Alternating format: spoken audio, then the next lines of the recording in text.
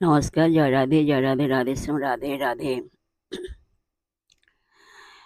এখন প্রশ্ন হলো, পরমাত্মা যদি উদাসীন হয় তাহলে ভক্তের পূজা দানাদি তাৎপর্য কি?